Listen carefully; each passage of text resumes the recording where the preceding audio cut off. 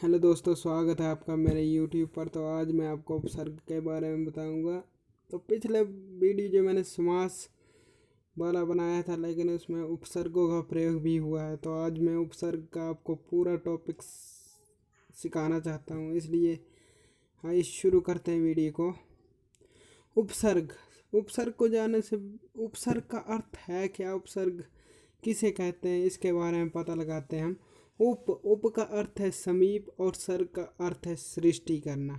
इसका जो पूर्ण अर्थ बना है किसी शब्द के समीप आकर नया शब्द बनना।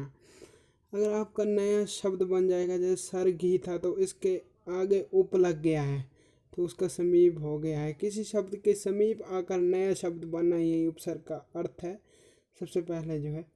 तो अब आगे चलते हैं। संस्कृत के उपसर्ग, भाषा में अलग अलग उपसर्ग होते हैं। मैं आज आपको संस्कृत और हिंदी के उपकरणों के उपसर्ग के बारे में बताऊंगा। तो संस्कृत के उपसर्ग 22 हैं और हिंदी के जो उपसर्ग हैं वे हैं 13। मुख्य रूप से संस्कृत के 22 और हिंदी के 13 अगर मुख्य रूप से पूछे जाएं तो यही होंगे। और यही उपसर्ग है मेन जो है, संस्कृत के 22 और हिंदी के उपसर्ग की संख्या 13।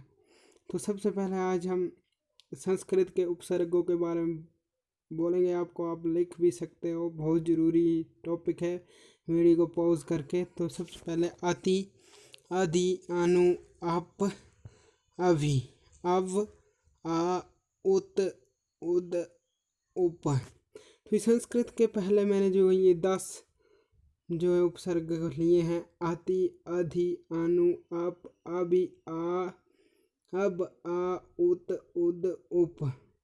ये जो है अभी तक 10 उपसर्ग बोले हैं मैंने, लेकिन मुख्य रूप से आपको हमने कहा कि 22 उपसर्ग है।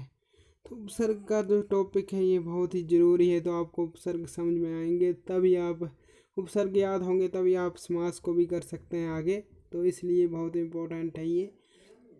11वां है दोर, 12वां है दोस, 13वां है नेर, 14वां है निस और 15वां है नी और 16वां पारह, परी, प्रति, बी। ये हो गए 20। और साइड में लिखे मैंने 21 और 22, आपको क्लियर दिख रहे होंगे। 21 और 22 जो है ये सम और सु, ये है 22 उपसर्ग जो है ये संस्कृत के हैं। तो संस्कृत के ये 22 जो उपसर्ग हैं, मुख्य रूप से 22 उपसर्ग हैं। तो अभी संस्कृत के 22 उपसर्गों के बारे में बात की हमने। अब हम हिंदी के जो है उपसर्गों के बारे में बात करेंगे, जो समास के लिए बहुत ही इम्पोर्टेंट है। दोनों प्रकार के उपसर्ग, दोनों भाषाओं के। हिंदी के उपसर्ग हैं, हिंदी में मुख्य रूप से 13 उपसर्ग हैं। तो अगर आप वीडियो आपको फास्ट लग रही हो, जल्दी चल रही हो, तो आप पॉज भी कर सकते हैं वीडियो को। तो ये आ, अन, क, कु, दू, नी, ओ और अब जो है ये दोनों हैं, इनमें से एक होगी। और दोनों ये अगर ये दोनों हो जाए तो ये एक ही मानी गई है, भर, स, अध। ये 10 जो उपसर्ग हैं ये 10 हुई है। और 11वीं जो उपसर्ग है वो है उन, और 12वीं जो उपसर्ग है आपकी पर, और 13वीं जो उपसर्ग है वो बिन।